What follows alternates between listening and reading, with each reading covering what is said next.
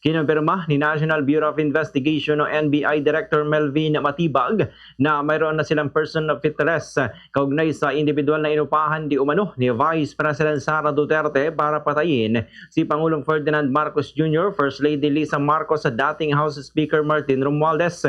Si Matibag ang ikatlo at huling testigo ng prosekusyon sa ikawalong araw ng impeachment trial kung saan sinabi niya na bumunta sila ng special task force para siyasatin ang di umano'y banta laban sa buhay ng Pangulo. Sinabi ni Matibag na ang persons of interest ay maaaring makapagbigay linaw sa investigasyon o magturo sa pagkakakilanlan ng taong di umano'y kinontak ni Duterte. Sa kabila nito, tumanggi naman si Matibag na ibunyag ang pagkakakilanlan ng persons of interest.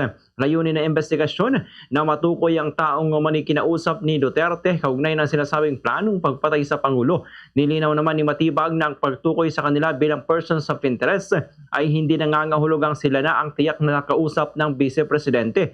Dagdag pa niya, bahagi ng mandato ng Special Task Force ng NBI ang pagtukoy sa sinasabing contact ni Duterte. Binanggit din ng direktor na namonitor ng Cybercrime Division ng ilang komento at video sa social media na naglalaman ng pahayag tungkol sa planong pagbaril sa Pangulo, bagay na lalo umanong nagpatingkad sa pangamba ng ahensya para sa seguridad ng Pangulo at ng bansa.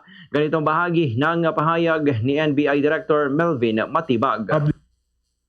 Persons of interest na maaaring makapagturo o tumukoy doon sa taong kinausap ng ating Vice Presidente. Itong persons of interest kasama sa pagpaplano at inamin sa inyo na mayroong pagpaplanong ginagawa para pumatay. Meron po silang impormasyon na magtuturo po dito sa pagpaplanong Hindi ito. sila yung kasama sa pagpaplanong pumatay. Sa ngayon po, Magtuturo lang sila. doon po sa iba persons of interest, meron po kaming kinukonsidera doon na maaaring siya po ang kausap mismo ng Vice Presidente. Samantala, hindi lamang basta banta kundi planadong pagpatay umano ang assassination na threat ni VP Sara laban kay Pangulong Marcos na itinuturing ng National Bureau of Investigation o NBI bilang seryosong banta sa pambansang seguridad o national security.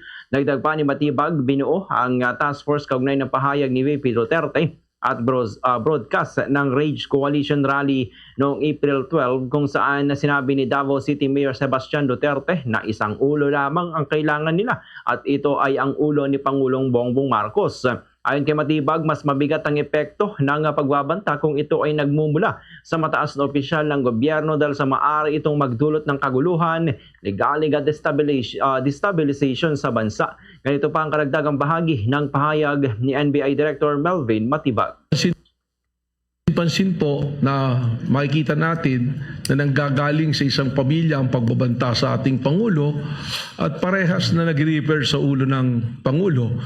Kung kaya naman, iniisip po ba namin kung meron bang kasabwat o may sabwatan sa pangyayaring ito, sapagkat gaya po ng aking binanggit na noong November 23, binanggit po ng ating Vice Presidente na meron na siyang kinausap para pumatay sa ating Pangulo at pumayag siya. Kaya ito po ang amin pong tinututukan sa task force na